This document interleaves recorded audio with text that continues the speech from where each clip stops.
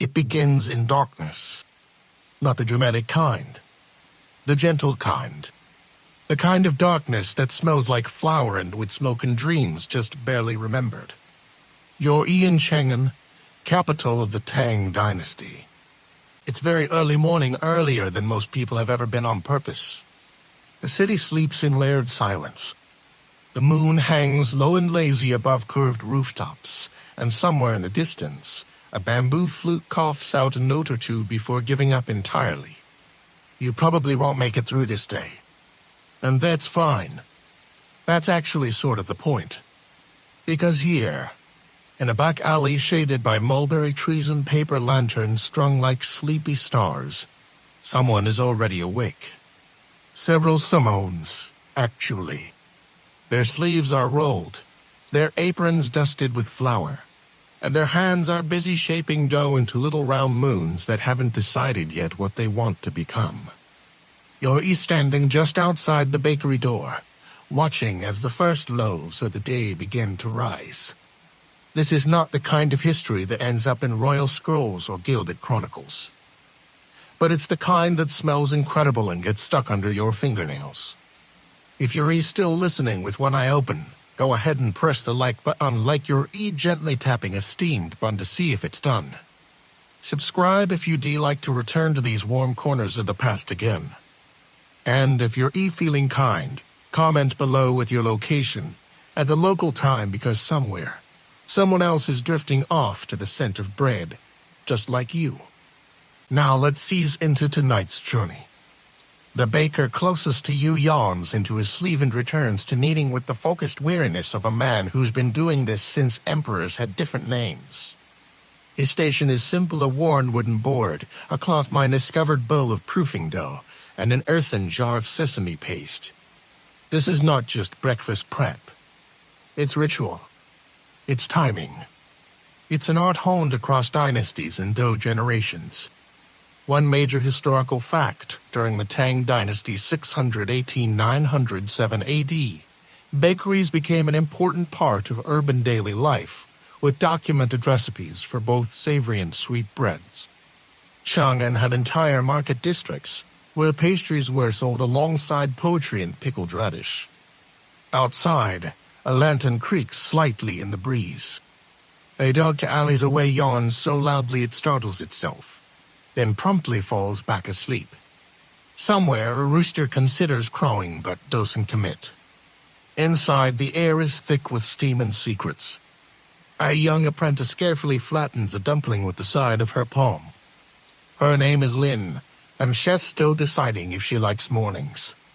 For now, she tolerates them, mostly because she gets the first taste of anything new. Today, they're trying something different: almond flour, rose water, and a pinch of Sichuan peppercorn. It sounds like a mistake. It smells like heaven. The head baker raises an eyebrow. This is what happens when poets make recipe suggestions, he mutters. Ling grins and folds the dough anyway. Outside, the sky is just beginning to turn blue.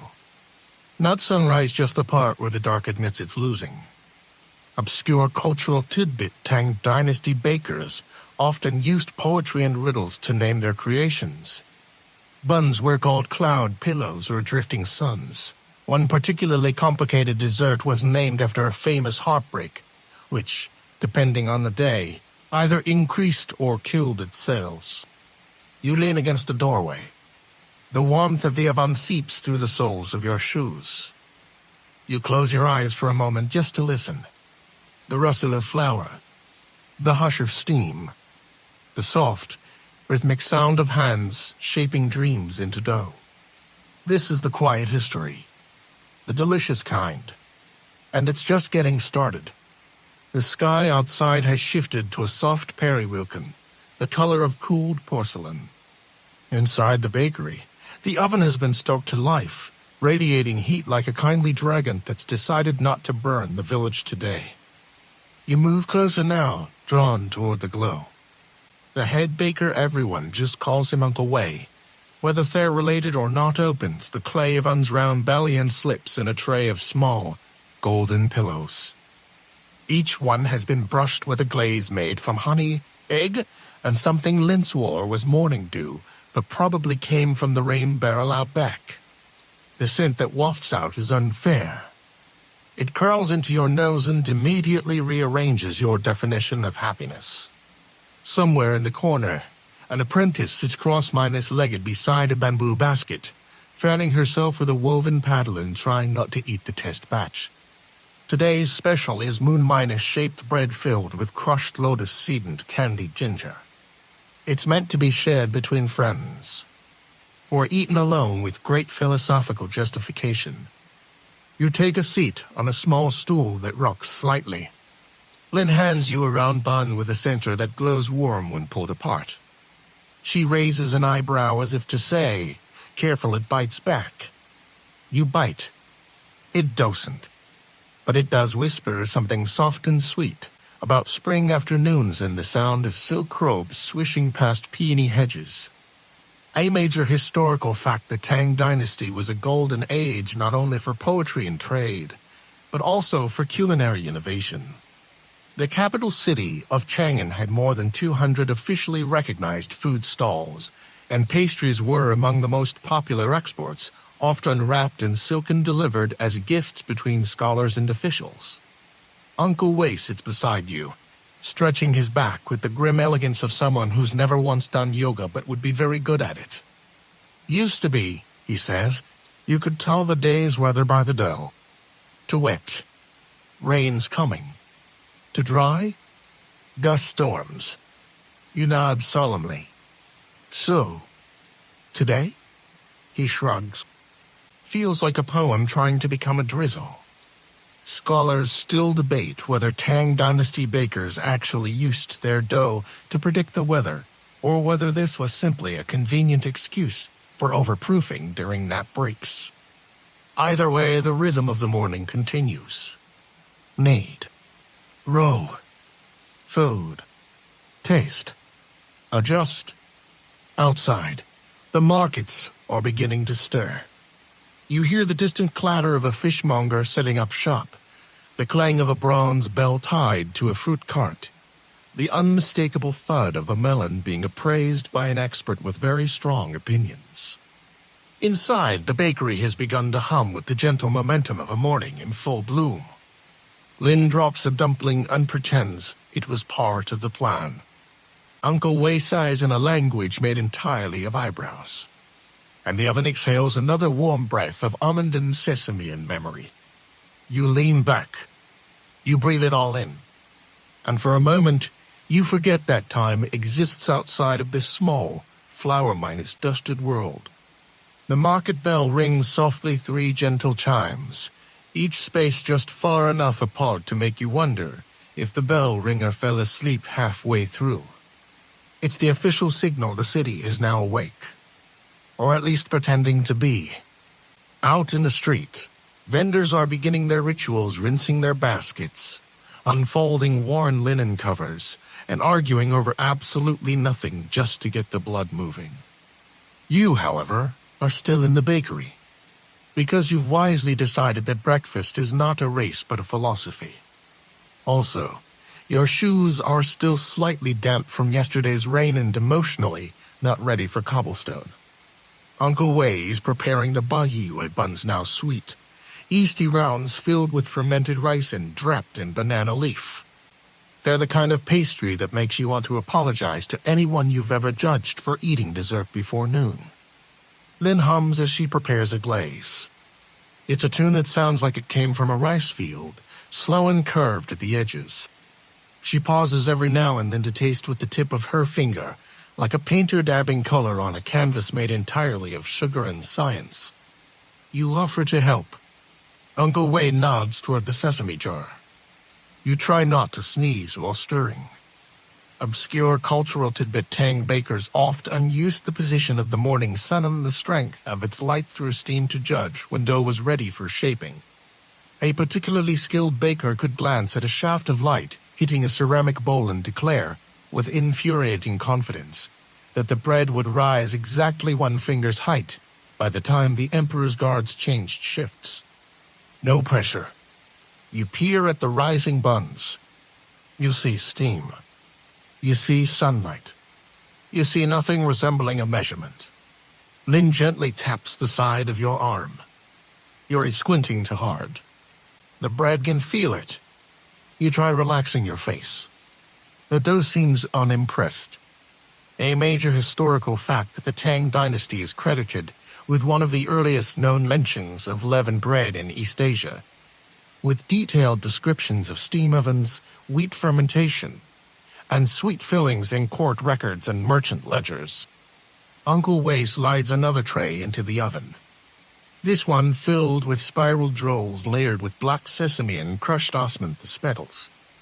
They're called spring wind rolls. Now Uncle Wei prefers the less poetic name things that vanish too quickly.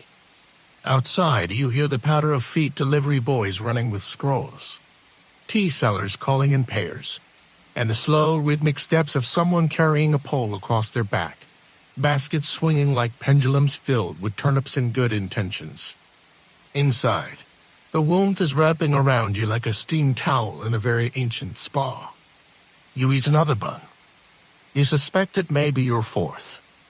Lin doesn't say anything, but she does refill your tea. You've made it through the morning rush. You've tasted history. And now, like the dough in its final rest, you begin to rise. You decide to take a walk. The bakery's warmth clings to your sleeves as you step outside into the waking hum of Chang'an's Market District.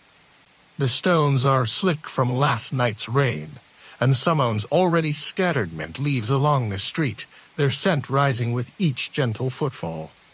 It's not loud, not yet. Just the soft chorus of everyday ambition. You pass a man selling dumplings from a bamboo steamer balanced precariously on an open flame. He nods at you like you've shared something important. Maybe a memory.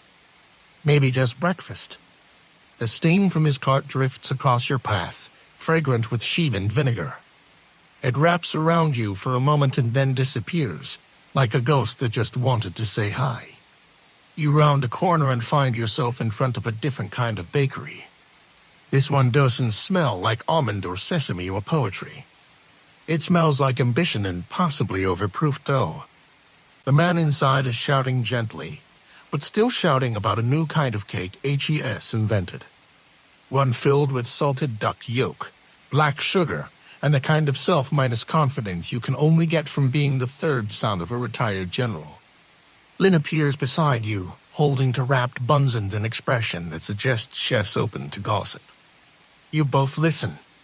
The baker insists this new invention will bring balance to the 5 internal elements and possibly cure melancholy. You and Lin exchange a glance. She whispers, "I give it 2 days."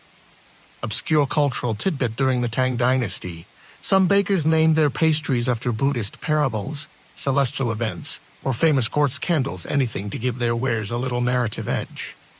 One mooncake was called Regret on the Silk Bridge. It sold out within hours. You keep walking. The street is now glowing with filtered sunlight.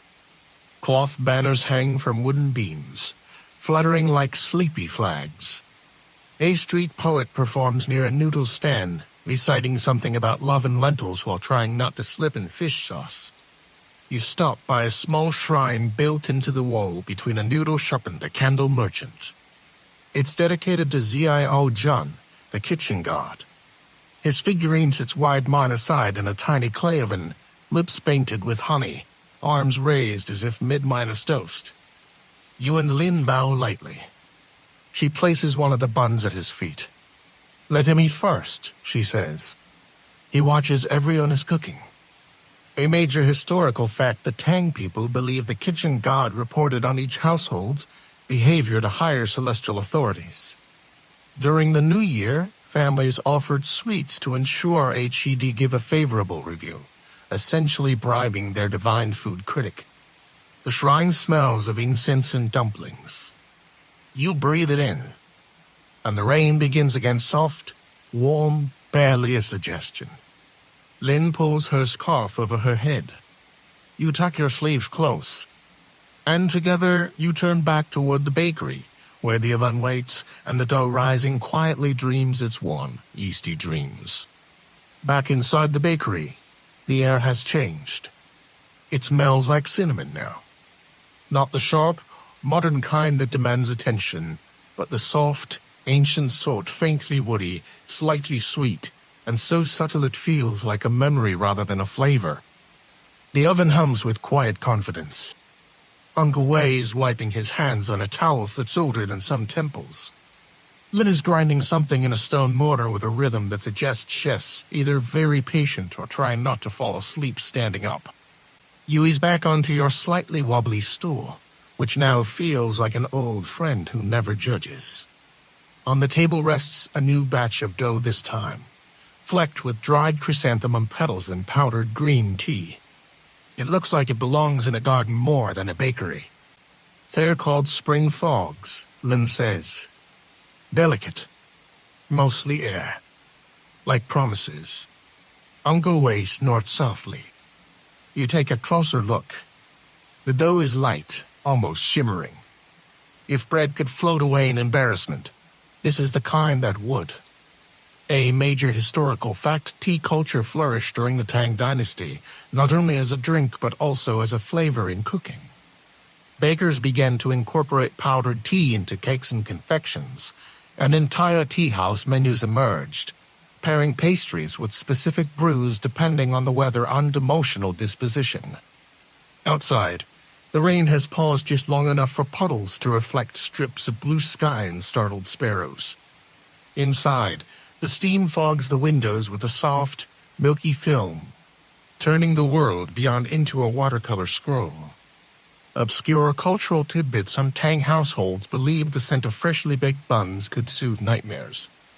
Children were sometimes sent to sleep with a warm pastry wrapped in cloth tucked near their pillow because who needs therapy when you have carbs? You pick up one of the spring fogs and inhale gently. It smells like the beginning of a very quiet celebration. Lin hands you a brush and points toward a tray of finished buns. Blaze? You dip the brush into a mixture of egg yolk and fermented plum wine. It shimmers like morning dew with a sense of humor. You brush the tops of the buns with the care of someone restoring tiny, edible temples. You feel very important. The buns don't seem to mind. Uncle Wei watches silently for a moment, then says, "Good. Just don't get poetic and start naming them again." Too late. In your mind, they are already called whispers of the second rain. Lin approves. The bakery's quieter now. The early rush has faded, and the second wave mid-minus morning wanderers with coin purses full of small excuses is still a ways off. Uncle Wei leans back and pulls out a small stringed instrument. It's missing one string and badly tuned. He plays it anyway. The sound is crooked but honest, like an apology from someone you already forgave. You close your eyes. You let the music mix with the scent of chrysanthemum, bread and tea leaves, and maybe just the faintest echo of a thundercloud still arguing with the horizon. Somewhere between notes and dough, you fall asleep. Not dramatically, just a quiet doze. The kind where your hands still hold a brush, and your dreams are lightly dusted in flour. You wait to the sound of quiet laughter and something boiling very enthusiastically. Lin is steeping ginger in a bronze kettle. The scent is sharp and invigorating like a polite slap from your grandmother. "Drink this," she says, handing you a small clay cup. You look like you were dreaming about tofu. You take a sip. It's sweet, spicy, and somehow reassuring. The world sharpens around the edges again. Uncle Wei is preparing a new dough, this time for Xiaobing flaky flatbreads baked against the side of a stone oven. The kind of bread that can't be rushed or reasoned with. It either agrees with the fire or it doesn't. Obscure cultural tidbits: some Tang bakers believed that arguing near rising dough would cause it to collapse out of offense. There were, reportedly, entire bakeries that operated in near-minus silence for fear of dough-minus related drama. Lin silently mouths something you eat pretty sure. is a complaint about how long the water's taking to boil. The dough seems unfazed. Uncle Wei rolls out the sheets of bread with a wooden pin so smooth it may as well be part of his hand. He sprinkles the surface with scallions, black cumin, and crushed curry, and before folding it like a letter he doesn't intend to send. A major historical fact: the Tang Dynasty saw an influx of culinary influences from Central Asia brought along the Silk Road. Spices like cumin, cardamom, and fennel began to appear in Chinese baking for the first time, especially in cities like Chang'an, where merchants and travelers filled the streets with stories and recipes. You help fold one of the xiaobing. It resists, but only a little.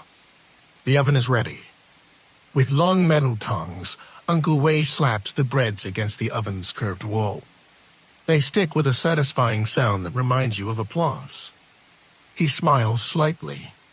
The bakery fills with the smell of toasted cumin and warm flour. Lin sets out small ceramic plates. Uncle Wei cuts each bread open and fills them with pickled radish, strips of roasted lamb, and a generous spoonful of bean paste. "You'll never be this full and confused again," he says cheerfully. You take a bite. He may be right. Outside, a traveling lute player passes the doorway, playing a song you recognize even though you've never heard it before. The sound drifts in. A breeze follows. The bakery breathes. And for a moment, everything in the world feels precisely where it should be. It's noon now, or something like it. Time has become soft around the edges. Like dough left in the sun a little too long, it still holds together, but you wouldn't trust it with responsibility. The bakery, once buzzing like a kettle left too long on the fire, has quieted to a hum. Even the fire in the oven takes a break, cracking gently like it's sighing through the coals. You find yourself sitting beside the back door, where sunlight filters in through a lattice of climbing gourds. It paints the walls with leafy shadows that sway like slow, moving fish. Lin is perched on a stool beside you, peeling lotus seeds with the kind of dedication usually reserved for confession. "We make these into paste," she says, then mix it with honey and ginger. People say it calms the spirit. She eats one raw. Immediately regrets it. You try one too. It's like chewing a promise that has made up its mind. Uncle Wei is scribbling something into a stained ledger at the front of the shop. Probably tallying sales. Or doodling bun names he pretends not to like. Obscure cultural tidbits: some Tang Dynasty bakeries kept guestbooks, where patrons wrote poetry or sketch cartoons in exchange for an extra bun. A few of these ledgers have survived, filled with terrible love poems and suspiciously specific complaints about pastry sizes. You wonder what kind of bakery review you'd leave. Steamed buns ethereal. One apprentice stared into my soul. Would return. The afternoon rolls on. Outside, the street is doing its best impersonation of a nap. A few vendors still mutter half-heartedly. A dog sleeps beneath a cart full of ginger roots. Even the flies seem sleepy. Uncle Wei brews chrysanthemum tea in a clay pot that whistles like an old friend arriving late. He pours you a cup. The warmth travels all the way to your toes. A major historical fact in the Tang Dynasty: tea was just a beverage, it was medicine, philosophy, and hospitality all steeped together. There were books written on the proper temperament of water and arguments about the optimal shape of teacups. Some of those arguments are still unresolved. Historians still debate whether tea should have been considered food, art, or a social lubricant with excellent PR. Lin brings over a tray of tiny sesame cakes, round, golden, and just the right size for guilt minus 3 seconds. You eat 3. She pretends not to notice. And the shadows stretch longer across the bakery floor, like sleepy cats skirling into late afternoon. The lanterns are lit earlier than usual today. Not because it's dark, but because Uncle Wei likes the way the amber glow makes the steam shimmer. He says it gives the buns stage presence. You can't really argue with that. The next batch is coming out of the oven small, filled with sweet red bean paste, brushed with honey, and topped with pine nuts. The tops have been carved with the Chinese character for quiet. A bun that tells you exactly how it wants to be eaten. Lynn arranges them on a tray, shaped like a lotus leaf. She nudges one slightly to the left, then back to the right. Perfect, she says. Then adjusts it again. You help carry them to the front counter, where a small line has begun to form to students debating a poem. An elderly woman with a basket of herbs, and a courier who insists HE's just browsing, even though he clearly smells like empty pastry paper. Uncle Wei greets each customer like an old friend, whether he knows them or not. Everyone gets a smile, a bun, and some unsolicited advice. Don't eat this too fast. It has feelings. Careful, this one may bring back memories. That pastry doesn't match your shoes, but I support the choice. You're starting to see that this bakery is more than flour and fire. It's a kind of gentle theater and edible philosophy performed daily. Obscure cultural tidbit during the Tang Dynasty. It was common for bakeries to have house mascots, often clay figurines or embroidered animals meant to bring luck. One particularly famous Chang'an bakery had a wooden duck named Jun-G who approved each bun with a tap of his carved beak. No one questioned him. He was, after all, management. This bakery's mascot is a small bronze turtle that Lynn polishes every Sunday. She claims it once predicted the timing of a summer storm by toppling over on its own. Uncle Wei claims she tripped over it. Scholars still debate the turtle's motives. The last customer leaves, and the shop grows quiet again. Outside, the sky turns lavender. Inside, Uncle Wei sets a bowl of noodles on the table and gestures for you to join. Dinner is simple hand-pulled noodles with vinegar and scallion oil, a plate of sliced cucumber, and one last sesame cake, which Lynn cuts precisely into for pieces. No one takes the largest. No one needs to say why. A major historical fact: noodles were a staple during the Tang era, often eaten plain or dressed in oils and herbs. The noodle-pulling techniques practiced today can trace their roots directly to Tang-Sarah street kitchens, where performers doubled as cooks entertaining with flour and flicks of the wrist. The meal is quiet. Not awkward. Not rushed. Just the kind of silence that comes from people who've shared enough ovens, enough mornings, enough batches of dough. The lanterns flicker as a breeze slips under the door. Lynn yawns. Uncle Wei hums. And the bakery breathes a little slower. So do you. You're back in the alley behind the bakery. It's night now, soft and quiet and a little uneven, like a poem whispered by someone halfway through a nap. The cobblestones are damp again. Not from rain this time, but from the delicate condensation that settles on everything when the air decides to turn shy.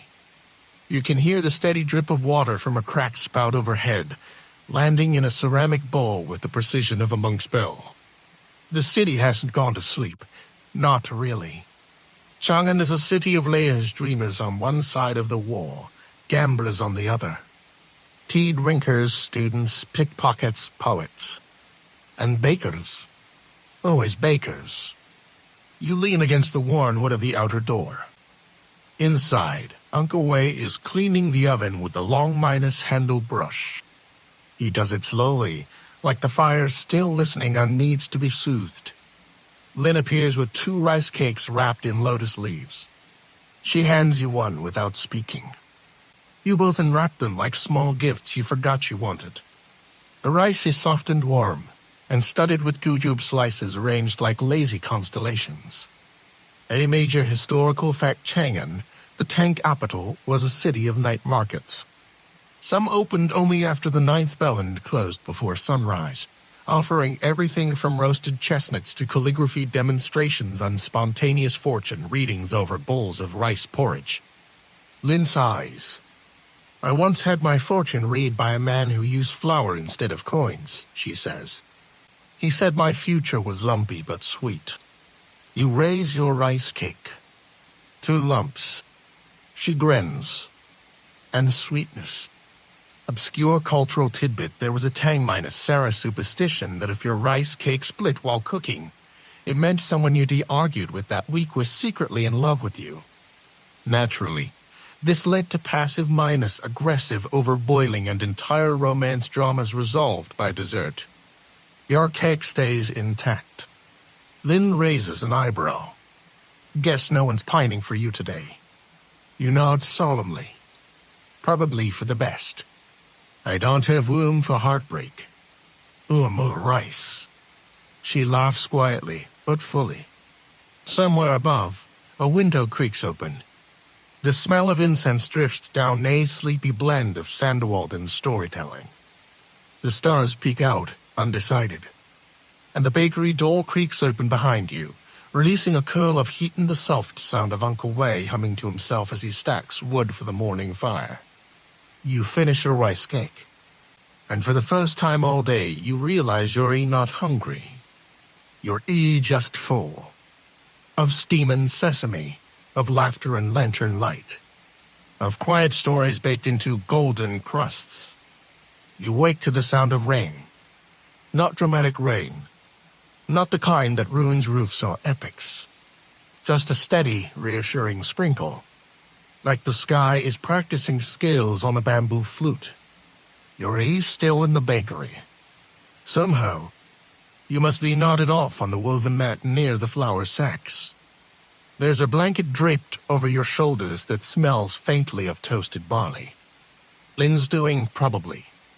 Uncle Wei wouldn't dare. Blankets, in his opinion, make apprentices weak. The coals in the oven are glowing again. The first fire of the day. Lynn is at the work table already, rolling out dough with the quiet concentration of someone who speaks best through kneading. Her sleeves are tied up with red ribbon. There's flour on her nose. You try not to disturb the moment, but she spots you anyway. Good. You're alive. I think. She nods at the corner of the room. Tea's waiting. You shuffle over, still wrapped in your barley-scented cocoon, and pour a cup from the clay pot. It's barley tea, of course. Warm and earthy and faintly nutty, like a story that's been told for generations and no one's bothered to fact-check it. A major historical fact: Tang Dynasty bakeries often opened before dawn, and apprentices were required to sleep on the premises, ready to begin work as early as the 3rd watch of the night. It was just about efficiency, it was about keeping the fire alive, both literally and ritually. Lynn finishes with the dough and begins to cut small discs. Today's special honey lotus cakes, shaped like water wheels. She presses each one with a carved wooden mold, leaving behind delicate spokes and floral designs. The kind of detail that no one notices until it's missing. Obscure cultural tidbits: some bakers in Chang'an would press poetry into their cakes, short verses or blessings written backwards so they debake correctly into the surface. This tradition led to an entire sub-genre of edible wordplay, known as bun poems. Critics claimed they were too chewy. Lynn holds up a finished cake. This one says calm heart, full belly. You admire it. Then accidentally smudge the design with your sleeve. She sighs. You eat the evidence. The sun is not quite up, but the clouds are beginning to pale around the edges. Outside, you hear the first coughs of street life: the cartwheel with the squeaky axle, the rooster that's a little too proud of itself, the whisper of someone sweeping stone with a straw broom. The day begins again. Uncle Wei emerges from the back with a yawn that could probably qualify as a weather system. He sniffs the air. Flour. Tea. Burnt corner. Lin points at you. Uncle Wei grunts. Good. Means you're earning. He joins Lin at the table and inspects the cakes. So, he says, assuming no one sneezes on them. You turn away slightly. They're not raw. The steam from the oven kisses your cheeks as you refill your tea. The dough waits patiently on the counter. The molds sit ready. There's nowhere else to be. No urgent scrolls. No marching horns. No destiny demanding attention. Just warm tea, rising dough, and the faint, steady music of rain on tile. You roll up your sleeves and begin again. It's market day. Not officially, but unofficially every third morning. A small market blooms the streets over, just beyond the stone bridge with the lazy ark on the goose that hisses at everyone with equal disrespect. You're sent with Lynn to deliver buns. A wide bamboo tray balanced on a wooden pole across your shoulders. Lynn carries one end. You carry the other. It's a trust exercise disguised as manual labor. The buns wobble like dignified passengers.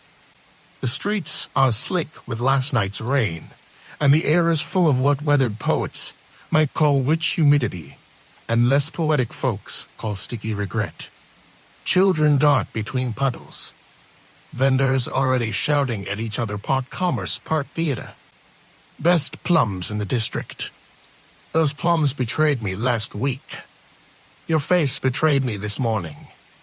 You pass by a stall selling medicinal herbs, dried mushrooms, bitter orange peel, shaved antler. The seller looks like he hasn't blinked since the last dynasty. Lynn nods politely. You do too. The buns behave themselves. A major historical fact, the Tang Dynasty's market system was highly regulated. There were designated morning and evening markets, each overseen by government officials, complete with curfews, product inspections, and an entire code of conduct though. As usual, half the real business happened in the alleys behind the rules. Lynn turns down one of those alleys. Shortcut, she mutters. Ignore the chicken. You try. It doesn't. You emerge near the edge of the market, where food stalls cluster like sleepy cousins. You set down the tray on a woven mat.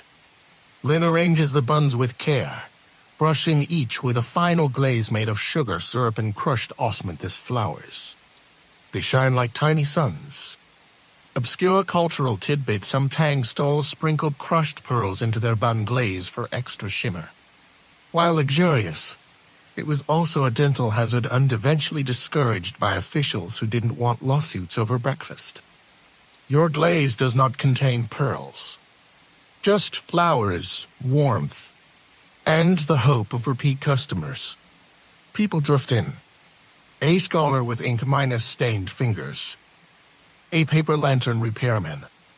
A woman with 3 ferrets and a deeply mysterious past. Lynn handles the transactions. You smile, nod, refill trays, and attempt not to look like an overwhelmed apprentice trying to remember which direction is home. A man buys a bun, takes one bite, and closes his eyes like someone remembering a long minus lost season. You don't ask what it reminds him of. You already know. Back at the bakery, the mood has shifted again. The sun is high and unapologetic. The shade under the eaves feels sacred. Uncle Wei is asleep. Not resting. Not dozing. Fully, audibly asleep, face minus up on the bench. Mouth open just enough to hum a tiny breeze. Lynn is making pickled ginger. You are in charge of watching the pot of sweet black sesame syrup simmering beside her. This is harder than it sounds. The syrup bubbles with dramatic flair and a tendency to leap if insulted. You keep stirring. Don't let it stick, Lynn warns. You nod. The spoon sticks anyway. Lynn hands you a new one. This one's luckier. You believe her. Obscure cultural tidbit in Tang kitchens. Certain spoons were rumored to bring better texture to sweets. They were usually made from wood carved during an auspicious moon. Some were passed down like family secrets or heirlooms with splinters. You stir more reverently. Lynn tastes the ginger, wrinkles her nose, adds more vinegar, then smiles. Perfect, she says. then adds a little more. The bakery smells incredible. Like caramelized memory, toasted nostalgia, and a hint of mischief. You prepare the next batch of Moonbun's round pastries with yolk custard centers and a stamp of the bakery's emblem stylized phoenix, who looks slightly drunk. You press each bun gently with the stamp. The dough sighs under your fingers. A major historical fact, the phoenix symbol in Tang Art represented renewal, warmth, and prosperity, but in bakeries, it also became a signature of pride. Some bakers even developed competitions over the sharpness of their phoenix impressions. There were accusations of cheating, mostly involving stolen stamps and sabotage by overbaking. Ling peeks over your shoulder. Your phoenix is leaning. It's contemplative. She shrugs. So was Confucius. Still stood up straight. Yue minus breaths. The afternoon lingers. Somewhere, someone plays a D- stringed instrument. Off minus key. Unapologetic. The bakery walls glow with reflected sunlight, warm and lazy. Uncle Wei snores in rhythm. The syrup thickens. The buns rise. Time stretches. And in that quiet, sticky golden hour, you feel it again. That small, slow peace. That quiet joy in things that rise, sweeten, and return. The evening wind arrives early tonight. It brushes through the alley with the confidence of someone who's lived here longer than anyone else. It picks up flower dust, the scent of sesame oil, and a whispered lyric from a passerby's song. You're back in the courtyard behind the bakery, seated on a flat stone still warm from the day. Lin is beside you, shelling roasted chestnuts with an air of practiced serenity. The shells crack like soft thunder. Every third one goes in your mouth. Uncle Wei sits nearby, sipping soup and recounting a memory none of you asked for. And that goose chased me clear to the city gate, he says. Which is why I never trust animals with necks longer than mine. Lin nods. You nod. It's unclear if anyone's listening, but the story continues anyway. A major historical fact, the Tang Dynasty prized storytelling as both entertainment and moral education. Tea houses would often feature rotating storytellers who recited tales of romance, war, and Paestra-related tragedy. It was considered rude to interrupt, but common to fall asleep halfway through. Uncle Wei was unwell. You finish a chestnut. Then passes you another. The breeze shifts, and a paper lantern swings gently on its hook above you. Its light flickers across the bakery door, where shadows dance like lazy ink strokes. Obscure cultural tidbit in the Tang era. People believed that shadows on lanterns could reveal secrets, whether someone would marry well, whether it would rain, whether the soup was ready. It was the original predictive algorithm, minus the date of privacy concerns. Your lantern says sleep soon, maybe after another snack. Lin stands. Want to try something? She asks. You follow her inside, past the quiet oven and the stacked trays. She kneels by a wooden box and opens it carefully, revealing mooncake molds beautiful, elaborate things carved with dragons, cranes, and flowers that look suspiciously judgmental. These are my mother's, Lin says. She used to say if your mold cracked, you'd fall in love with a stranger by the Lantern Festival. You handle one gently. It's smooth from years of use, and cool like river stone. Lin presses a piece of dough into it and hands it to you. You hold a phoenix mooncake in your palm. It looks proud, and slightly undercooked. She doesn't say anything, just smiles. You smile back. The wind sneaks under the door again, carrying the promise of a cooling night and the soft invitation of a deep, but scented sleep. The final batch of the day is baking. You sit beside the oven, watching its glow flicker like fireflies trapped in stone. Lin dozes against the flour sacks, arms crossed, mouth slightly open. Even in sleep, she looks like chef's critiquing something. Uncle Wei has disappeared into the back room, probably pretending to inventory sesame seeds while actually napping in a barrel. The bakery is quiet, soft, heavy in the best way. The moon rises outside, a pale, thoughtful coin tossed into a navy-blue sky. You can hear the occasional clatter of someone closing a shop, the sweep of a broom, the rustle of silk sleeves as someone hurries home. The buns begin to brown. You open the oven slowly, reverently. The scent pours out like a lullaby: honey, toasted wheat, faint smoke, and something else memory maybe.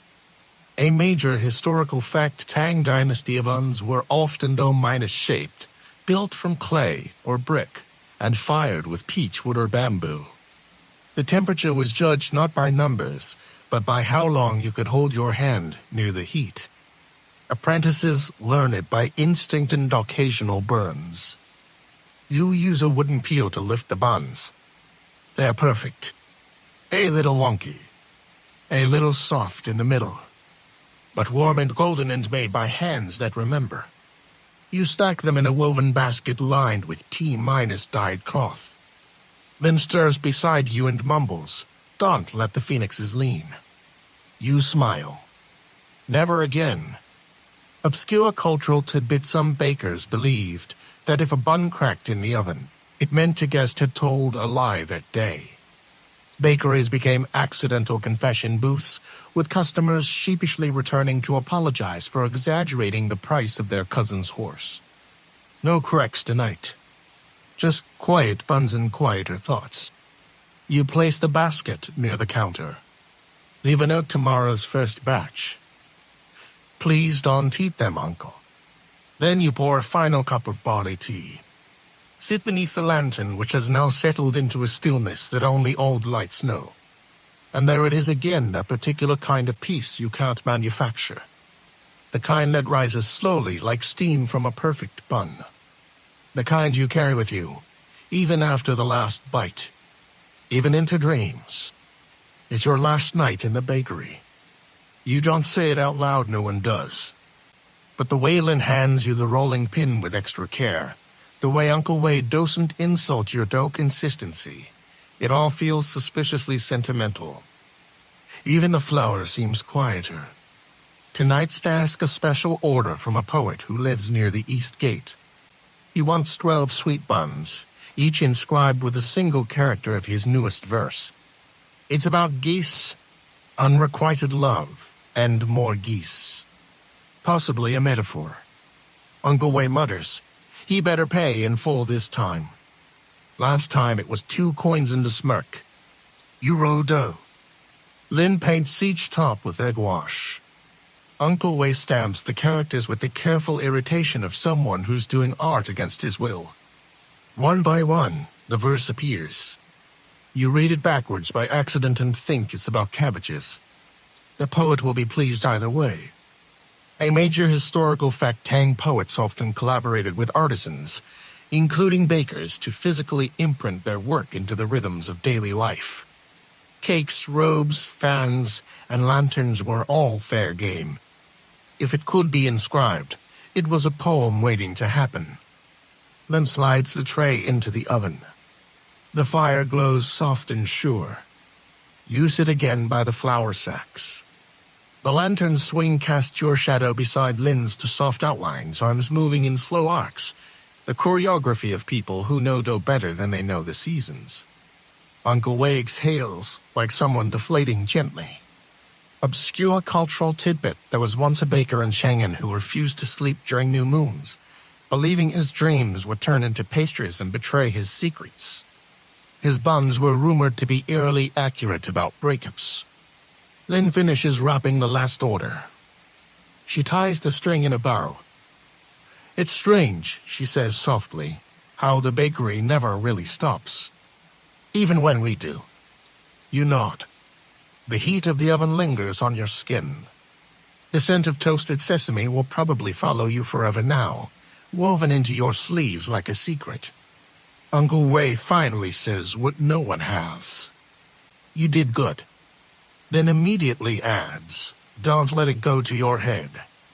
You smile. The city outside has gone hushed again. A single bell chimes far away, someone closing a tea shop or opening their heart. You take one last bun from the tray, hold it in both hands, and step into the quiet night. And no, the streets of Cheng'an stretch behind you like a scroll being slowly rolled up for the night. The lanterns have gone dim, their colors fading into the folds of evening.